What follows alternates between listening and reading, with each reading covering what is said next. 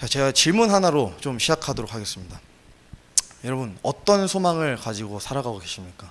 어떤 소망을 가지고 살아가고 계십니까? 오늘 이 본문 말씀처럼 이 하나님께서는 우리에게 소망의 이유를 묻는 자들에게 우리가 항상 마땅히 대답해야 된다고 지금 얘기하고 있습니다. 그래서 우리의 소망은 무엇입니까? 여러분들이 가지고 계신 소망은 어떤 소망을 가지고 계십니까? 또 우리의 소망은 어떤 게 돼야 될까요? 성경 말씀에 따르면 믿음, 소망, 사랑은 항상 있어야 돼요. 그래서 우리가 믿음도 있고 사랑도 있다고 하더라도 소망이 없으면 이게 하나님을 완전히 기쁘게 하기 힘들다는 겁니다. 그래서 우리도 항상 소망을 가지고 있어야 됩니다. 우리의 소망은 하나밖에 없고, 또 오늘 본문 말씀에 따르면 또 하나만 우리가 추구해야 됩니다. 그것은 구원받은 자의 결과에 대한 소망이에요. 결과에 대한 소망. 그러니까 마침 그리스도인의 마침표이자 그 결과 하나를 위해서 살아가야 되고, 또 그렇게 살아야만 되는 것입니다. 자, 오늘 이 본문 말씀, 이 베드로전서 3장 방금 읽은 이 본문 말씀의 문맥을 보면 소망의 이유를 묻는 자들에게 대답하라고 하면서 3장이 지금 끝나는 22절까지 쭉 보시면, 제가 다 읽지는 않았지만 무슨 내용이 나오는지 보시면 거기에는 결국 과거에 예수님께서 이 땅에 오셔서 육신 입고 오셔서 모든 사역과 일들을 마치시고 마침내 부활하셨다는 것과, 또 현재 예수님께서 계신 그 정확한 위치, 좀 어디에 계시냐, 하늘 우편에 앉아 계신다는 그 정확한 위치까지 언급이 되면서 우리도 마찬가지로 우리의 결과도 이렇게 예수 그리스도처럼 머지않아서 우리 삶이 끝나는 날, 그 마침표가 찍히는 그 날에 우리가 예수님과 같이 부활해서 주님과 함께 새 예루살렘 성에 거하게 될 것이라는 그 소망이 지금 제시되고 있는 거예요. 이 소망을 지금 하나님을 믿는 모든 자들이 가져야 되는 거고, 이 소망의 이유를 묻는 자들에게 우리가 마땅히 대답해 줄 수 있어야 돼요. 내가 이렇게 가지게 된 소망은 어떠한 이렇고 저렇고 해서 이렇게 됐어가 아니라 명확히 구체적으로, 또 논리적으로, 이성적으로 우리가 성경 말씀에 근거해서 나는 이러한 믿음으로 인해서, 나는 예수 그리스도 믿는 믿음으로 인해서, 또 어떠한 교리들에 의해서 이런 소망을 가지게 되었다. 우리가 그런 것에 마땅히 대답해 줄 수 있어야 된다는 겁니다. 데살로니가전서 2장 19절 말씀 보시면 이런 말씀이 있습니다. 우리의 소망이나 기쁨이나 환희의 관이 무엇이냐? 우리 주 예수 그리스도께서 오실 때에 그분 앞에 있을 바로 너희가 아니냐. 여기서도 지금 사도 바울이 그 소망에 대해서 지금 뭐라고 얘기합니까? 주 예수 그리스도께서 공중 강림하셔서 우리를 데리러 오실 때 부활해서 그 앞에 서 있는 그 모습에 대한 소망을 지금 사도 바울이 똑같이 얘기하고 있는 거예요. 이게 그리스도인의 마침표인 거예요. 우리가 부활해서 공중에서 주를 맞이하는 그날. 또 4장도 보면, 이 데살로니가전서 4장도 보면 이렇게 돼 있어요. 제가 좀 긴데 한번 좀 읽어보겠습니다. 잘 들어주세요. 그러나 형제들아, 잠자는 자들에 관하여 너희가 모르기를 내가 원치 아니하노니 이것은 너희가 아무 소망 없는 다른 사람들 같이 슬퍼하지 아니하게 하려 함이라. 우리가 예수님께서 죽으셨다가 다시 일어나셨음을 믿을진데 그와 같이 예수님 안에서 잠자는 자들도 하나님께서 그분과 함께 데려오시리라.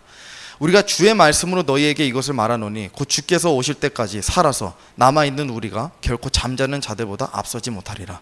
주께서 호령과 천사장의 음성과 하나님의 나팔소리와 함께 친히 하늘로부터 내려오시리니 그리스도 안에서 죽은 자들이 먼저 일어나고 그 뒤에 살아서 남아있는 우리가 그들과 함께 구름들 속으로 채여 올라가 공중에서 주를 만나리라. 그리하여 우리가 항상 주와 함께 있으리라. 그러므로 이 말씀들로 서로 위로하라. 지금 13절에 나와 있는 것처럼 부활과 죽음 이후에 삶에 대해서 아무런 소망 없는 그런 세상 사람들, 불신자들처럼 살아가는 것이 아니라, 예수님을 믿고 우리가 구원을 받은 성도라면, 예수님을 내 개인의 구주로 정말 영접을 했다면, 우리가 죽어도 죽지 않고 부활해서 공중에서 우리 주를 만나 뵙게 된다는 그 소망을 가지고 영원토록, 어떠한 시간이 아니라 정말 영원이라는 시간 동안 우리가 주님과 함께 평생토록 우리 더 이상 어떠한 소멸되지 않고 이 새 예루살렘 성에 거하게 될 것이라는 이 소망을 절실하게 가지고 이 세상을 살아가야 된다는 거예요. 그렇게 우리가 또 한 번 어떻게 되는 겁니까? 세상 사람들과 구분되는 거예요.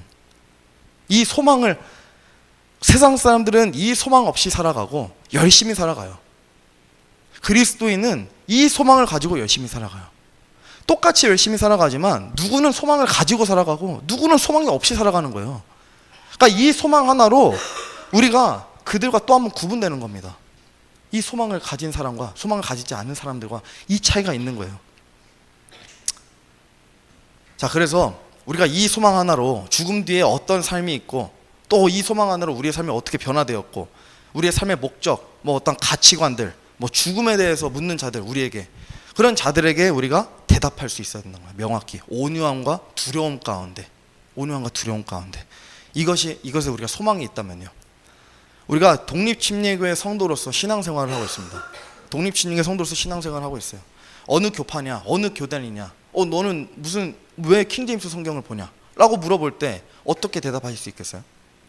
정말 명확하게 이성적으로 그 삶이 온전히 납득할 수 있게 우리가 그것을 잘 변증할 수 있습니까? 우리의 믿음을, 우리의 신앙을 잘 변증할 수 있어요? 우리가 왜 독립침례교회에 속해 있는지, 그렇다면 독립침례교회 성도의 믿음과는 무엇이냐? 예수님 믿는다 그러면 그들도 얘기해요. 우리도 예수님 안 믿는 교회가 어딨냐? 근데 우리는 교리적으로 어떻게 예수님 믿고 어떻게 접근하고 삼위일체에 대해서, 또 우리의 이 보는 성경책 왜 이거를 보는지, 이런 것들에 대해서 명확히 대답해 줄 수 있어야 된다는 겁니다. 우리나라에는 그래서 이 장로교가 굉장히 많아요. 장로교가 굉장히 많은데 우리가 전 세계적으로 보면 침례교에 비해서는 굉장히 현저히 떨어지는 추세를 가지고 있어요. 제가 이 전 세계에 분포되어 있는 교세의 순위를 좀 화면에 띄워놨는데, 이게 보시면 이제 서방교회 보면 이제 로마 카톨릭이 있고, 오순절 은사주의 운동, 이 오순절 진영에 있는 사람들, 또 그다음에 이제 복음주의자들 있고, 그다음에 이제 동방 종교에 나오고, 이제 영국의 이 종교 이 개혁 때 생긴 그 성공회가 있고, 그다음에 이제 침례교가 나와요. 근데 이 쭉 밑에 보시면 개혁주의 진영의 모든 교파들, 소수 교파들하고 장로교를 다 합쳐도 침례교 단일 교세보다는 현저히 적어요. 다 합쳐도. 근데 여기에 지금 장로교는 당연히 우리나라에 있는 그런 장로교단들도 다 포함되어 있긴 하지만, 여기에 표에는 디테일하게 안 나와 있습니다만, 이게 사실 이 장로교회는 미국이나 또는 영미권 지역에 킹 제임스를 보는 소수의 장로교인들도 포함이에요. 자, 성경 번역본 그래프도 마찬가지예요. 물론 몇 년 전 그래프지만 이 도표를 봐도 저기 보시면 이제 개정 표준형 나오잖아요. 맨 밑에 NRSV. 그다음에 NIV 성경 할 거 없이 킹 제임스에 비하면 어때요? 터무니없는 수치예요. 현 시점에서 보면. 이 정말 낮은 비율이에요. 개혁 표준도 마찬가지고 NIV도 마찬가지고. 개혁 성경을 미국 사람들한테 가져다 줘서 너희 성경책 알고 있냐? 알겠냐고요. 그들은 전부 킹 제임스를 보고, 영미권 다 킹 제임스 대부분이 다 보고 있는데, 그죠? 그들이 우리나라 와서 이상하게 생각하냐? 이 나라는 왜 킹 제임스를 보지 않냐?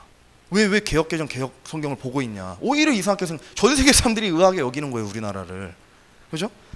왜 그렇습니까? 역사적으로나 교리적으로나 배경적으로나 사본학적으로나 모든 방면에 있어서 킹 제임스 성경이 모든 방면에서 가장 우수하고, 하나님의 말씀을 온전히 영어로 철저하게 번역하고 보존되었기 때문에, 이게 또 입증이 되어 왔기 때문에 그렇습니다. 이게 없음이라는 구절이 없잖아요. 일단 없음이라는 구절, 이게 정말 큰 거거든요. 없음이 없다? 요한계시록 보겠습니다. 자, 22장 보시면, 내가 이 책의 대언의 말씀들을 듣는 모든 사람에게 증언하노니, 만일 어떤 사람이 이것들에다 더하면 하나님께서 이 책에 기록된 재앙들을 그에게 더하실 것이요, 만일 어떤 사람이 이 대언의 책의 말씀들에서 빼면 하나님께서 생명책과 거룩한 도시와 이 책에 기록된 것들로부터 그의 부분을 빼시리라. 여러분, 요한계시록 이 마지막 장이에요. 22장 마지막 모든 계시가 다 주어졌어요. 이 대언의 말씀들이 다 주어졌어요. 그러면서 하나님께서 지금 딱 마침표를 어떻게 찍으시냐면, 이제부터 요게 하나라도 누가 더하거나 조금이라도 빼면 내가 그의 이름을 어떻게 해요? 생명책과 거룩한 도시에서 뺀다 그러시잖아요. 1.1획도 하나님께서 더하거나 빼지 말라는, 이게 엄중한 경고의 말씀인 거예요.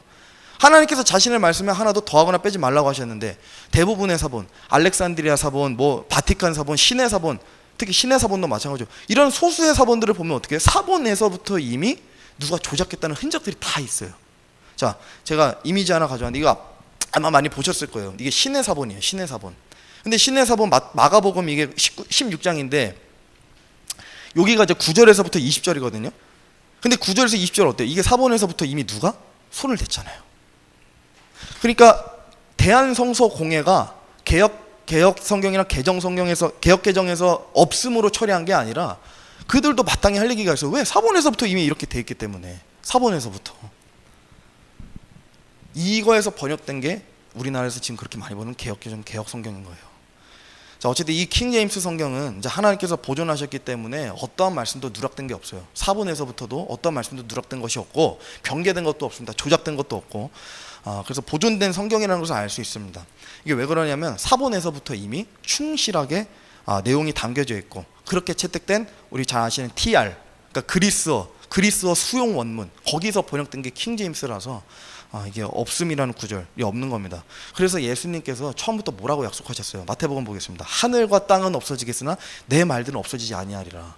이게 진짜 이게 정말 중요한 말씀인 게 킹 제임스가 이 말씀에 진 거예요. 만약에 이 세상에 킹 제임스가 없다고 한번 가정해 보세요. 그럼 다 없음이라는 구절들밖에 없는 다 성경책들, 다 그런 번역본들이에요. 그러면 예수님은 거짓말쟁이신 거예요. 아니 하나도 없어지지 아니해야 되는데 킹 제임스만이 그걸 다 살리고 있는데, 근데 없음이라는 성경책들이 그렇게 많다면 예수님께서 거짓말쟁이가 되시는 거예요. 창세기 3장에서 에덴 동산에서 인류를 제일 처음 공격한 게 어떤 건지 아세요? 무기가? 사탄이 쓴 무기가 뭐냐면 하나님의 말씀을 변개한 거예요. 변개한 거. 하나님의 말씀을 변개하는 시도는 중세시대 로마 카톨릭이나 뭐 초대교회 그 핍박하던 무리들에서 시작한 게 아니라 이미 인류가 처음 탄생되고 에덴 동산에서부터 이미 말씀을 변개하는 이 공격은 시작되고 있던 거예요. 그럼에도 하나님의 약속은 결코 땅에 떨어지지 않았습니다. 이건 인간이 사탄이 아무리 노력해도 결코 막을 수가 없어요. 하나님의 말씀이 온전히 다 전해지는 것. 그래서 뭐 로마 카톨릭을 사용해서 마귀가 그렇게 많은 세월 동안 계속 공격해 왔지만 이 말씀, 온전한 킹 제임스 말씀을 통해서 우리가 확증할 수 있습니다. 이 약속을. 그래서 우리가 역사적으로 간단히 좀 살펴보면 이제 1517년경에 종교개혁이 있었잖아요. 마틴 루터가. 근데 이 마틴 루터가 종교개혁을 일으키면서 어떤 것들이 카톨릭에서 분리가 됐냐면 뭐 루터의 장로교, 뭐 녹스의 장로교, 아니면 우리 잘 아시는 웨슬리 감리교. 그러니까 이런 것들이 많이 탄생이 됐어요. 그래서 우리가 이런 것들은 뭐라 그러면 개신교라 그래요. 개신교. 이 개신교라 그래요. 자, 근데 이제 중요한 건 뭐냐면 이런 개신교들이 잘 분리가 되었는데 문제는 이들이 로마 카톨릭에서 분리가 되다 보니까 어쩔 수 없이 로마 카톨릭의 어떤 그런 산물을 가지고 나왔어요. 어쩔 수 없이. 뭐 예를 들어 뭐 세례 같은 것도 마찬가지고 어떤 그런 사상이나 뭐 복장 같은 것도 있을 수 있겠고, 어떤 그런 문화들을 좀 영향을 받은 채로 분리가 되었다는 겁니다. 자, 근데 이제 중요한 건 침례교는 여기에서 분리되지 않았어요. 이때 이게 침례교는 역사적으로나 문헌적으로 어디를 뒤져봐도 이 믿음의 사람들이 어떠한 뭐 단체로부터 뭐 개혁을 해서 한거를 해서 독립되었다는 그런 근거가 없어요. 침례교는. 이게 참 아이러니한 거예요. 이게 침례교가 왜 그러냐면 침례교회, 이 침례교파는 소위 말해서 쉽게 말하면 예수님 때부터 이미 전해지고 보존된 교파라서 그래요. 침례교가. 한 신학자가 이제 그런 말을 하더라고요. 누군가 자기한테 아니 예수 그리스도께서 또 예수님의 제자들은 또 사도들은 어디 교파 출신이냐, 그들이 세운 교파는 무엇이냐. 로마 카톨릭은 이 베드로는 로마 카톨릭이었다, 로마 카톨릭 세웠다 얘기하고, 또 그 동방종교회는 사도 야고보가 우리의 믿음의 선조다 얘기하는데 사실 그들은 그런 걸 하지 않았어요. 굳이 얘기하자면 예수님도 마찬가지로 예수님의 제자들 전부 침례교파예요. 침례교파. 예수님께서는 침례 교리를 전하신 거고 침례 신앙에 대해서 선포하신 거예요. 그래서 우리가 잘 아는 이 침례 요한도 마찬가지예요. 세례 요한이 될 수가 없는 게 뭐냐, 베프티스트가 이게 침례교라는 뜻이에요. 침례 성도. 근데 요한도 영어로 보면 엄연히 존 더 베프티스트잖아요. 그러니까 침례 요한인 거예요. 침례 요한. 예수님을 전한 그 예수님 앞서서 선포한 그 침례 요한도 이 베프티스트가 들어간다는 겁니다. 그래서 예수님 이전만 하더라도 기독교적 교파나 교단이 없었어요. 그래서 예수님께서 이 땅에 처음 오셔서 침례를 행하시고 또 침례 신앙에 대해서 또 우리가 오늘날 붙들고 있는 이런 본질적인 성경 교리들에 대해서 말씀하신 겁니다. 그래서 초대교회 성도들도 마찬가지고 사도들도 마찬가지고 뭐 장로교냐 감리교 이런 게 아니에요. 다 침례교, 다 당연하게도 침례교 신앙을 가지고 있었다는 겁니다.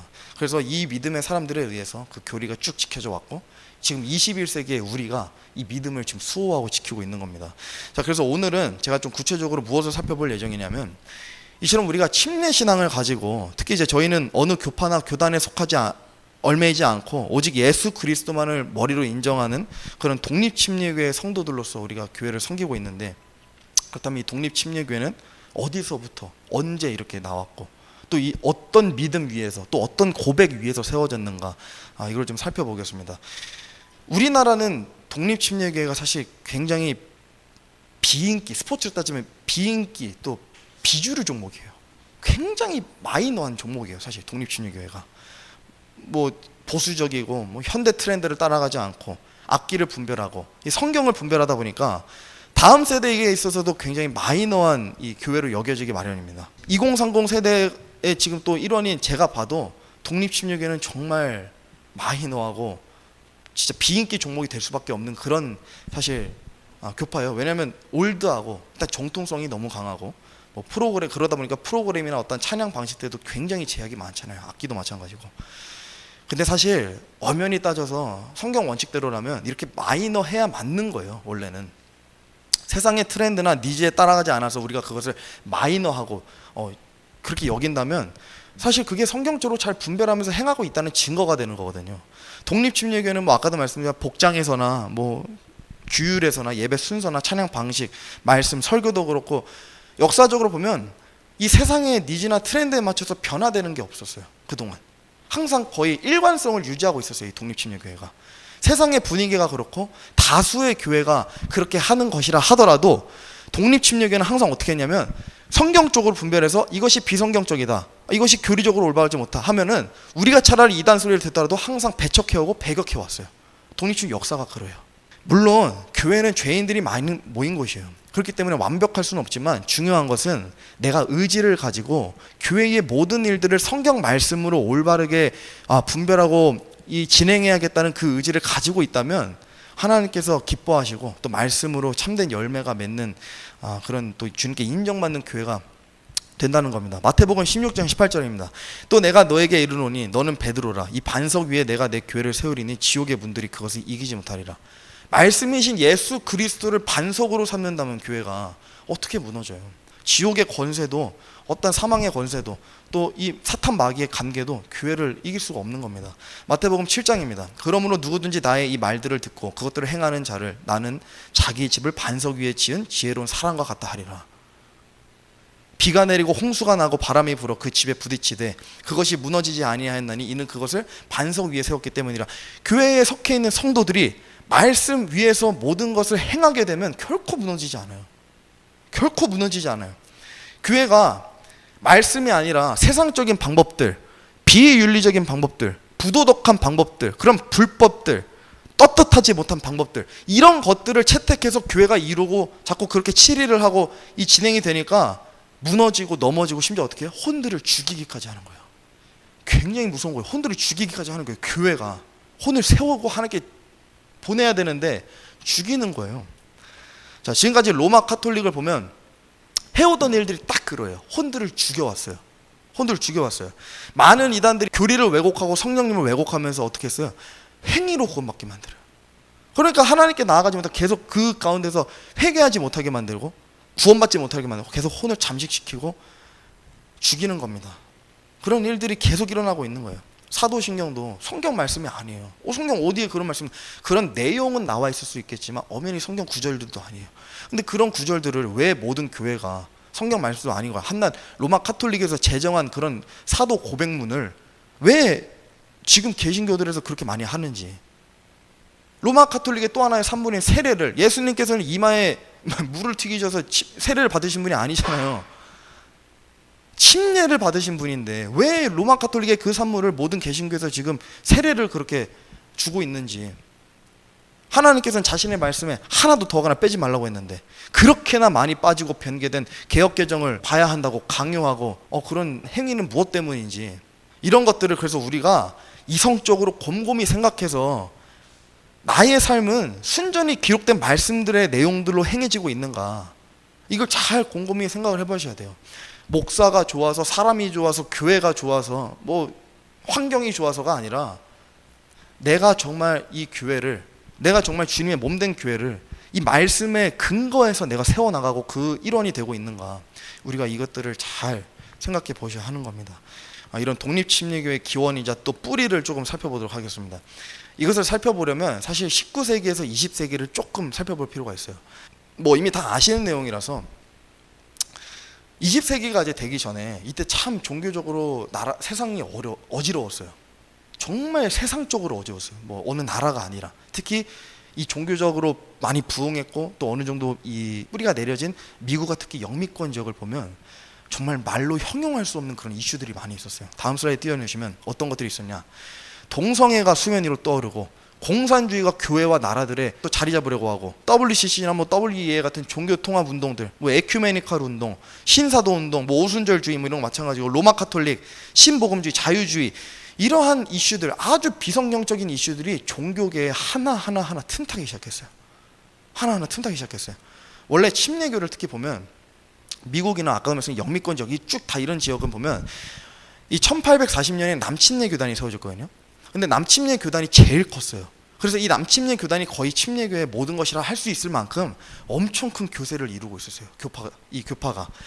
근데 이제 아까도 말씀드린 것처럼 이 19세기 경에 어떤 일들이 있었냐, 이러한 일들이 있었던 거예요. 근데 침례교는 워낙에 보수적인 성향이 강해요. 그러니까 여기서 뭐 어떤 것들은 타협하지 않았지만 문제는 자유주의 노선에 좀 따라가는 모습을 보였어요. 남침례 교단이.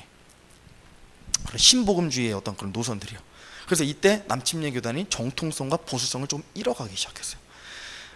이 본래 이 미국의 침례교가 어떻게 세워졌냐면, 사실 미국의 건국 과정부터 있어서 피 흘리고 정말 투쟁하고 목숨 걸고 싸웠던 사람들에 의해서 침례교가 미국에 세워졌기 때문에 원체 이들은, 침례 신앙을 가진 자들은 하나님의 말씀을 수호하고 교리를 지키고 예수 그리스도의 복음을 전하는 것, 이것에 대해서 굉장히 보수적이고 또 그 정통주의자들로 구성될 수밖에 없었어요. 역사가 그래요. 역사가. 근데 이제 미국의 이제 이런 전역에 또 자유주의 신학이 두각을 드러내고, 다음 세대들이 어떻게 되냐, 보수적인 이 하나님의 말씀을, 이 교리를 지키는 것이 아니라 자유주의 신학으로 많이 넘어가요. 그러면서 자유주의의 많은 신학자들이 나오고 또 많은 교리들이 자리 잡게 돼요, 미국에. 이제 그렇게 되면서 이 여러 교파 안에서 근본주의 운동이 일어났어요. 여러 교파 안에서. 자, 그래서 역사적으로 보면 장로교, 침례교, 감리교, 칼빈주의파, 알마니안파, 이런 등등의 모든 교파들이 딱 한 번 역사적으로 한 뜻을, 한 입을 모아서 싸웠던 적이 있어요. 그게 언제냐, 바로 이때예요. 자유주의 신학에 대항하기 위해서, 항거하기 위해서, 그 인본주의 교리에 대항하기 위해서 이들이 한 입을 모았다는 겁니다. 근데 문제는 그렇게 관록이 깊고 그렇게 이 보수성과 정통성을 유지하던 남침례 교단이 예배 방식이나 찬양에서나 복장에서나 교회 규율에서나 뭐 이러한 부분에서 자유주의 노선과 어느 정도 함께하는 모습을 보이기 시작한 거예요. 그래서 침례교 내에서도 분리의 움직임이 생겼어요. 또 그때 한참 근본주의 운동이 일어나고 있었으니까 마침. 그래서 분리의 움직임이 생겨서 그 안에서 본질적인 교리를 수호하고 말씀을 지키자는 사람들이 생겨나고, 기존 이런 침례교 교단을 떠나서 독립적인 교회, 그러니까 어떠한 헤드쿼터, 교파가 다스리고 막 이 어떤 권력을 행사하고 이런 것이 아니라 정말 독립적인 그런 예수님만 머리가 되시는 그런 교회를 세우자 해서 생겨난 것이 인디펜던트 베프티스트 처치예요. IBC. 이 독립 침례교회가 그때 세워진 겁니다. 국가로부터 분리, 교단으로부터 분리, 교파로부터 분리, 자유적이면서 오직 성경 말씀만을 최고의 권위로 두는 그런 교회들이 이때 생겨난 겁니다.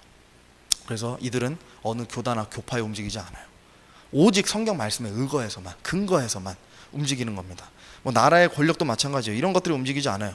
나는 오직 나라가 우리를 핍박하고 우리를 공격할지라도 우리는 오직 성경 말씀 위에서만 모든 것을 행하겠다, 이렇게 선언한 것이 이 독립침례교회의 초대 믿음입니다. 그래서 이런 역사를 잘 아는 미국에서는 영미권 지역도 마찬가지고 유럽도 마찬가지고 독립침례교를 누구도 이상하게 여기지 않아요.